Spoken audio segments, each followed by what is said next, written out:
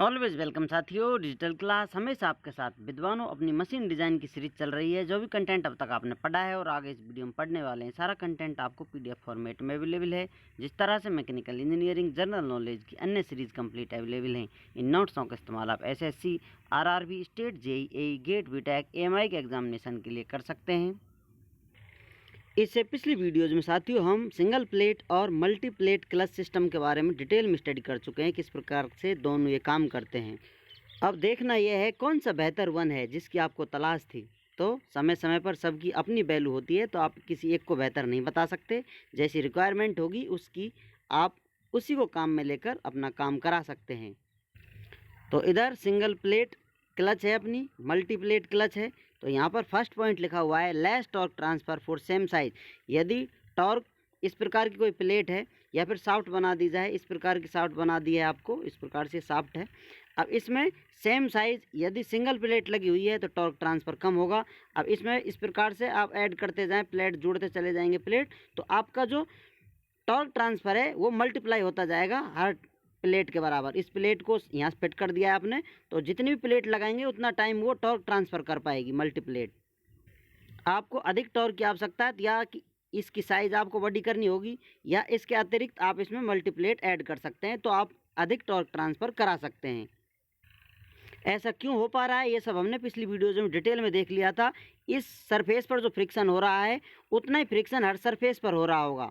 अब वो जो फोर्स फ्रिक्शन फोर्स लगाता है, टॉर्क जनरेट करता है, तो सभी में अलग अलग छोटी छोटी क्वांटिटी मान लेते हैं। यहाँ पर 50 न्यूटन आपने फ्रिक्शन फोर्स डेवलप कर दिया था, तो सभी में 50 न्यूटन आएगा। और वो जो रेडियस है आपकी, ये जो परपेंडिकुलर डिस्टेंस है उससे मल्टीप्लाई करते चल जाएंगे, टॉर्क बढ़ता चला जाता है। क्योंकि हम जानते हैं जो फ्रिक्शन है किस पर डिपेंड करता है, जो नॉर्मल फोर्स लग रहा होता है। तो नॉर्मल फोर्स यहाँ भी उतना ही है, यहाँ भी इतना ही है, तो हर सरफेस पर आपको अलग अलग फ्रिक्शन प्राप्त होगा, जो सभी मल्टीप्लाई होकर आपको ओवरऑल या टोटल नेट टॉर्क ट्रांसफ़र दे देता है। तो यहाँ पर मल्टीप्लेट क्लच में क्या हो रहा है, more torque transfer for same size. Same size के लिए यदि प्लेटों की साइज़ सेम है, यहाँ पर साइज़ हो रही है रेडियल, तो उसके लिए टॉर्क ट्रांसफ़र आपका अधिक होगा। Less heat generation hence no coolant. जो आपकी सिंगल प्लेट है वहाँ पर हीट जनरेशन कम हो रहा है, तो इसलिए आपको कूलेंट की आवश्यकता नहीं है। और यहाँ पर जो हीट जनरेशन है अधिक हो रहा है, तो उसके लिए कूलेंट की आवश्यकता पड़ती है। Heat generation hence we need coolant. यहाँ पर हमें कूलेंट की आवश्यकता पड़ती है, क्योंकि हम मानकर चल रहे हैं यहाँ फ्रिक्शन आपका ये सिस्टम बना हुआ है कि इसमें एक प्लेट लगी हुई है क्लच की, इस प्रकार से आपका टॉर्क ट्रांसफ़र हो रहा है, ये रोटेशन कर रही है शाफ्ट। तो यहाँ पर जो फ्रिक्शन हीट जनरेट कर रहा होगा कम होगी, लेकिन इसको फुल भर दिया जाए इस प्रकार से तो हीट बहुत ज़्यादा होगी इनके मध्य में, तो इसे ट्रांसफ़र करने के लिए इसमें कूलेंट डाल दिया जाता है।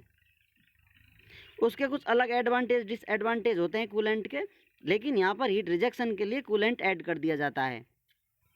कूलेंट आप डालेंगे तो लुब्रिकेशन से उसका फ्रिक्शन कम होगा, तो ये सब देखते चलते हैं, लेकिन आवश्यकता ये सब कूलेंट डलवाई देती है, क्योंकि आपको प्लेटों की गर्मी जो निकालनी है। Use in big automobile like buses, car, etc. Single plate clutch system का इस्तेमाल हम कहाँ देखते हैं, जो बड़े ऑटोमोबाइल व्हीकल्स होते हैं उनमें, जैसा कि बस हुए, कार्स, इस प्रकार की जो गाड़ियां हैं, ऑटोमोबाइल व्हीकल हैं, उनमें आप देख सकते हैं। और ज़्यादातर मल्टीप्लेट क्लच सिस्टम का इस्तेमाल कहाँ देखते हैं, जहाँ आपको साइज़ मैटर करती है। बहुत ज़्यादा साइज़ आप बड़ा नहीं कर सकते, लिमिटेशन होती है। Use in small automobiles like bike due to limitation of size. तो आपकी साइज़ छोटी रखनी है तो यहाँ पर आप मल्टीप्लेट क्लच इस्तेमाल करेंगे तो आपका काम हो जाएगा, क्योंकि आप नहीं चाहते आपसे जो गाड़ी है आपकी, उस गाड़ी से भी बड़ी साइज़ आपकी क्लच की हो। इस प्रकार की आपकी कोई गाड़ी है तो क्लच इतनी बड़ी आप उसमें नहीं लगाना चाहेंगे। मतलब ये है कि साइज़ यहाँ पर लिमिट दे रहा है। इसी में बस बना दी जाए तो बहुत बड़ी साइज़ हो सकती है। छोड़ो ये सब मजाक की बातें हैं, लेकिन सिंपल है, साइज़ मैटर करता है इधर। बाकी यहाँ पर सिर्फ बात यही नहीं है कि इसको छोटी जगह इस्तेमाल किया जा सकता है, इसको बड़े बड़े व्हीकलों में इस्तेमाल हम कर सकते हैं जहाँ पर इस प्रकार की रिक्वायरमेंट हो। 4 नंबर देखते हैं ड्राई प्लेट क्लच, क्योंकि इसमें कूलेंट नहीं है तो आपकी ड्राई रहेगी प्लेट। वेट प्लेट क्लच, ये वेट या गीली प्लेट क्लच हो चुकी है आपकी, क्योंकि आप इसमें कूलेंट ऐड कर रहे हैं। अब सब बातें छोड़िए, सिर्फ एक बात याद रखिए, जहाँ आपको साइज़ की आवश्यकता है, साइज़ आप नहीं बढ़ा सकते तो मल्टीप्लेट लगा दीजिए। यदि आप साइज़ बड़ा कर सकते हैं तो एक प्लेट से काम चला सकते हैं। अब जैसी आपकी रिक्वायरमेंट है उस तरह से आप इन प्लेटों का इस्तेमाल कर सकते हैं। आपको बता दिया गया है किस प्रकार से काम करते हैं। चलिए साथियों, चलते चलते दुखाऊं मैं दिल तेरा, ऐसा मेरा इरादा नहीं, लेकिन कौन क्लच प्लेट के बारे में बताने का ज़रूर इरादा है, थोड़ा सा बता देते हैं। बाकी कंप्लीट करेंगे इसे नेक्स्ट वीडियो में। कौन क्लच किस प्रकार की होती है, कौन क्लच प्लेट, यहाँ पर कौन बना हुआ है, जैसे शंकु बना हुआ होता है इस प्रकार से। तो अब इसको ऊपर लपाट कट कर दिया, इसका टिप हमें नहीं चाहिए, लेकिन यहाँ पर जो टेपर साइज़ है इसमें फ्रिक्शन हम डाल देते हैं। तो इस प्रकार का जो साइज़ है ये अपना कौन क्लच प्लेट सिस्टम कहलाएगा। यहाँ आप देख सकते हैं यही साइज़ यहाँ पर बने हुए हैं। यहाँ पर ये आप देखेंगे फीमेल पार्ट है, मेल पार्ट है, इसके अंदर जाता है और यहाँ पर इनके सरफेस में फ्रिक्शन होता है तो फिर टॉर्क ट्रांसफ़र हो जाता है। इनके मध्य में जो एंगल बना हुआ होता है, जैसे यहाँ आप देख रहे हैं, इसको आप मिलाएंगे एक्सिस को तो आपको दिखाई देगा ये एक्सिस आगे जाकर इस प्रकार से मिलेगा। तो जो ये एंगल होता है 2 अल्फा के बराबर होता है, क्योंकि आप ऊपर देखेंगे एक एंगल हम अल्फा ले रहे हैं, दूसरा अल्फा ले रहे हैं, यहाँ पर इस प्रकार से देख रहे हैं आप। तो इस टोटल एंगल को 2 अल्फा जो एंगल, इसको कौन एंगल के नाम से हम जानते हैं, कौन एंगल बुलाते हैं।